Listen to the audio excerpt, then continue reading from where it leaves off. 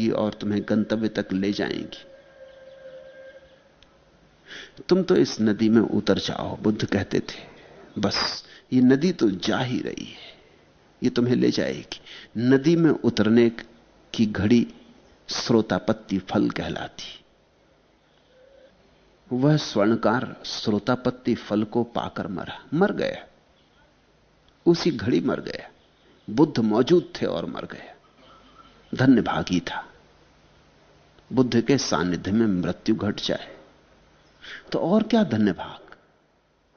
चाहे जीवन भर भटका हो, लेकिन सांझ उन चरणों में आ गया जिन चरणों में पहुंच जाने से सब मिल जाता है। बुद्ध के चरणों में सिर रखे और मर गया। बुद्ध के चरणों में जिसका सिर झुका हो और मर जाए, शायद तुम्हें समझ में भी ना आए कि इसमें कैसा क्या धन्य भाग, इसमें बड़ा धन्य भाग। श्रोतापत्ति फल उत्पन्न हो गया, बुद्ध की धारा में झुक गया, उतर गया, बुद्ध के साथ भांवर पाड़ ली, बुद्ध के साथ गठबंधन हो गया, बुद्ध की विराट ऊर्जा में यह भी लीन हो गया। इसने जरा भी नानुच न की, तर्क विवाद न किया, फुर्सत भी ना थी, समय भी ना था। शायद जीवन अभी और होता तो यह सोचता कि कल आऊंगा, सोचूंगा, विचारूंगा। शायद अभी जवान होता तो कहता अभी तो जवान हूं, सन्यास तो बुढ़ापे के लिए है, समर्पण तो बुढ़ापे के लिए, अभी तो बहुत कुछ संसार में करना है, कर लूं तब आऊंगा, जरूर आऊंगा, आपकी बात जस्ती, मगर अभी मेरा समय नहीं आया। लेकिन इसको दिख गया होगा कि बात तो सच है, पत्ता तो पीला हो गया है बिल्कुल। ये झुटला रहा होगा, दिखाई तो खुद भी पड़ता है। कितना झुटलाओ तो भी भीतर तो दिखाई पड़ता रहता है। कोई अपने को कितनी देर धोखा दे सकता है। धोखे के बीच में सच उभरता है। इसको भी लगता तो हो गई, हालांकि इसके बेटे कहते होंगे नहीं नहीं अभी कहां मरना, अभी तो आप बिल्कुल स्वस्थ हैं।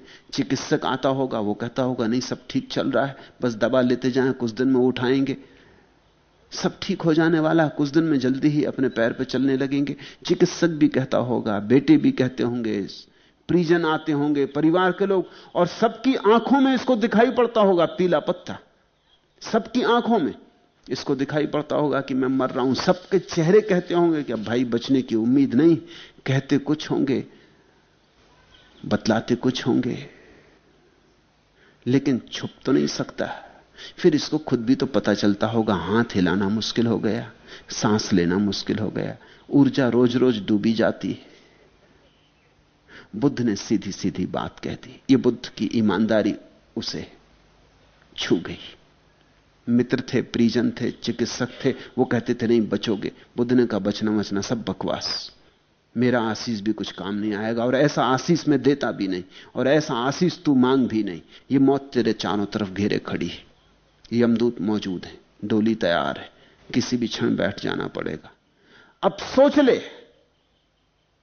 भीतर प्रतिष्ठित हो जा, ध्यान की किरण को पकड़ ले, वासना को छोड़ दे। उसे यह बात दिख गई होगी कि मौत चारों तरफ घिरी है। उस मौत के घेराव को देखकर वो बुद्ध के चरणों में झुक गया होगा। समय भी न था स्थगित करने को, पोस्टपोन करने को, कि कहे कि कल की जरा सोच लूं। और मैं तुमसे कहता हूं कि यह घटना बड़ी अर्थपूर्ण है। ऐसी ही दशा प्रत्येक मनुष्य की है। कोई ऐसे ही थोड़ी कि जब आदमी पीले ही पत्ता होता तब मरता है, हरे पत्ते मर जाते।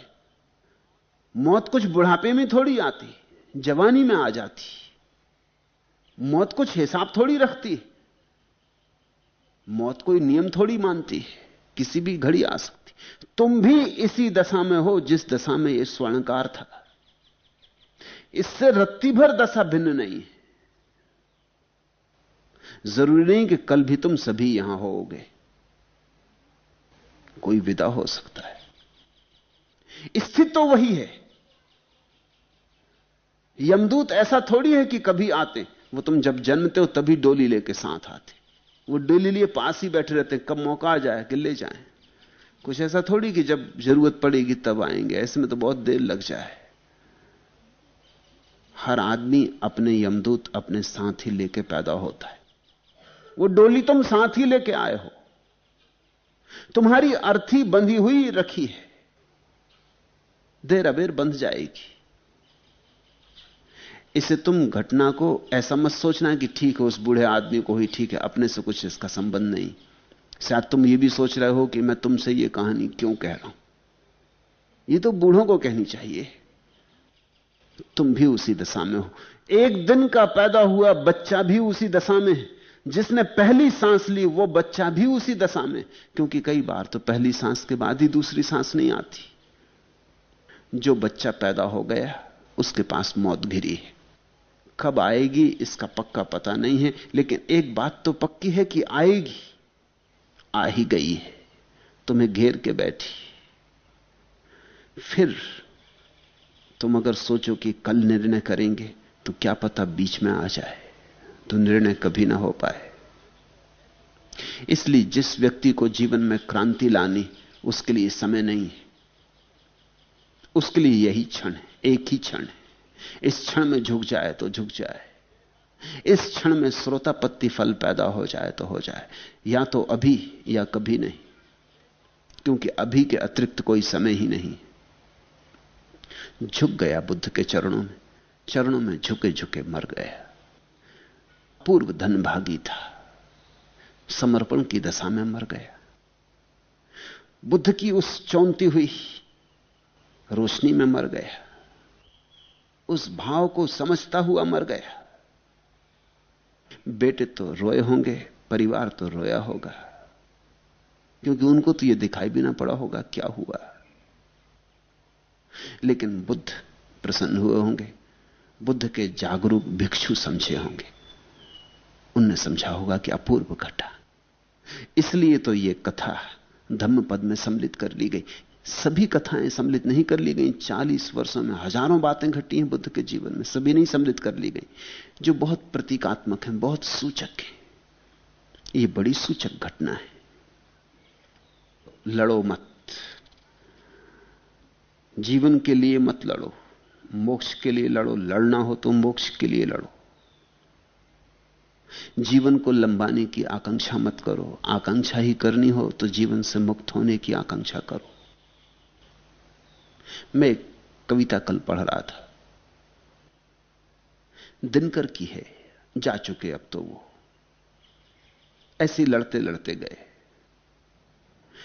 मरते समय भी श्रोतापन्न होने का सौभाग्य नहीं मिला। मेरे पास आते थे, ध्यान की बात भी पूछते थे, कहते थे कभी करूंगा भी, लेकिन चिंता उनको देह की बनी रहती थी। डायबिटीज था तो उसकी चिंता, भोजन से प्रेम था और डायबिटीज होने के कारण भोजन अब ठीक से जो करने का मन होता था वो नहीं कर पाते थे, उसकी बड़ी पीड़ा थी। ऐसे ही गए। उनकी एक कविता कल मेरे हाथ लग गई। बुढ़ापा तुमसे मेरी दोस्ती नहीं लड़ाई है, तुम्हारा आना दोस्त का आना नहीं दुश्मन की चढ़ाई है। तुम अकेले नहीं आए, विपत्तियों की फौज सजाकर लाए हो, लेकिन मैं आत्मसमर्पण नहीं करूंगा। जवानी की आखिरी दीवार से पीठ लगाकर मैं तुमसे अंत तक लड़ूंगा।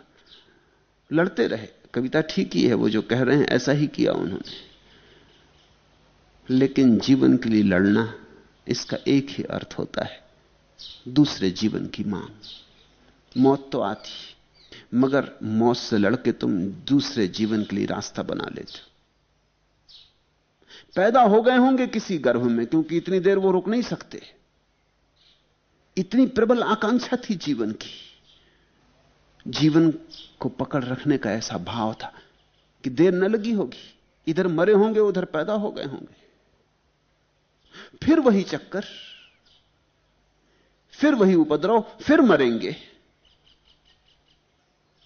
आशा की जा सकती है कि इस बार ऐसी भूल ना करेंगे, इस बार श्रोतापन्न होकर मरेंगे। श्रोतापन्न का अर्थ है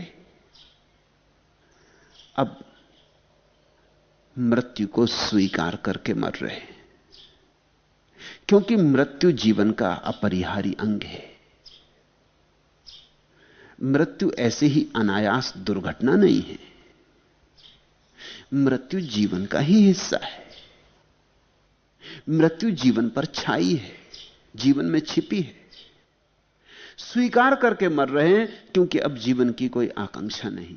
देख लिया, बहुत देख लिया, सब तरफ से देख लिया और कुछ सार नहीं पाया, इसलिए इस आनंद भाव से मर रहे हैं। लड़ते हुए नहीं, शांत भाव से डूब रहे हैं। जो शांत भाव से मर जाए उसका फिर जन्म नहीं होता। जो परिपूर्ण शांति में मर जाए वो अनागामी हो जाता है, वो उस लोक में स्थिर हो जाता है जिसको बुद्ध आरी भूमि कहते हैं। निद्धंत मलो अनंगणो दिव्यम अरी भूमि में हिसी। मैं तुमसे भी यही कहता हूं, मौत तो आएगी, उसको स्वीकार करना। जीवन की व्यर्थता दिख जाए तो ही स्वीकार कर सकोगे। अगर जीवन में सार्थकता दिखती तो कैसे स्वीकार करोगे? तो तुम लड़ोगे, लड़े कि तुम चूक जाओगे। यहां लड़ने को कुछ है ही नहीं, यहां जागने को बहुत कुछ है, लड़ने को कुछ भी नहीं है, जीतने को कुछ भी नहीं है, जागने को बहुत कुछ है। और जो जाग गया वही जीत गया। इसलिए जागे पुरुषों को हमने जिन कहा है, जिन यानी जीते हुए। मगर उनकी सारी जीत क्या थी? उनकी सारी जीत उनके जागरण में थी। जीवन एक तरह का बुलावा है, छलावा। यह आशा बंधाता है, अभी तो कुछ भी ठीक नहीं है, कभी ठीक नहीं होता, मगर जीवन कहता कल ठीक हो जाएगा, अभी कल तक तो रुको, एक दिन तो और मांग लो, कौन जाने कल ठीक हो ही जाए। तो जीवन जीता आशा से। अभी अभी कोहरा चीर कर चमकेगा सूरज, चमक उठेंगी ठटकी नंगी भूरी डालें, अभी अभी थिरकेगी पछिया बयार, झरने लग जाएंगे नीम के पीले पत्ते, अभी अभी खिलखिलाकर हंस पड़ेगा कचनार, गुदगुदा उठेगा उसकी अगवानी में अमलतास की टहनियों का पोर पोर, अभी अभी करवटें लेंगे बूंदों के सपने, फूलों के अंदर फलियों के अंदर, अभी अभी कोहरा चीर कर चमकेगा सूरज, चमक उठेंगी ठटकी नंगी भूरी डारें, अभी अभी कुछ होगा, जल्दी कुछ होगा, थोड़ी देर और टिके रहो, थोड़ी देर और लड़े जाओ, कौन जाने कल ही वो नियति का दिन हो जब तुम पर सौभाग्य की वर्षा हो, छप्पर टूटे, कौन जाने, कल तो और रुक लो, एक दिन तो और देख लो, अब तक हारे सच है लेकिन सदा थोड़े हारते रहोगे। ऐसा मन समझाता, ऐसा मन आशा की डोर में लटकाए रखता और आदमी सरकता रहता। अगर जीवन से जागना है तो आशा से जागना पड़ता है। बुद्ध ने बड़ा जोर दिया है अनाशा पर। बुद्ध आशीष देते थे कि भिक्षु तेरी आशा मर जाए, मेरा आशीष, आशा मर जाए, कि तू बिल्कुल ही निराश हो जाए, ऐसा मेरा आशीष। तुम तो घबराओगे, तुम कहोगे ये तो बात बड़ी बुरी हो गई, निराश हो जाओ। निराश का अर्थ होता है आस रहित हो जाओ, कोई आशा ना रहे। यह कोई दुखद अवस्था नहीं है निराशा, ये तो केवल जागरण की अवस्था है। अब कोई आशा ना रही, अब भविष्य ना रहा, अब कल की कोई बात ना रही। जब कल की कोई बात नहीं तो तुम्हारी ऊर्जा भविष्य में नहीं दौड़ती। भविष्य तो मरुस्थल की तरह है, उसी में तुम्हारी ऊर्जा खो जाती, नदी खो जाती मरुस्थल में। जब भविष्य नहीं रपसता, कोई आशा नहीं बचती, तो तुम्हारी ऊर्जा इकट्ठी होती, तुम्हारी ऊर्जा एक सरोवर बन जाती। उसी सरोवर में प्रतिष्ठा है, आत्म प्रतिष्ठा, स्वबोध, और वही सरोवर एक दिन निर्वाण सिद्ध होता है।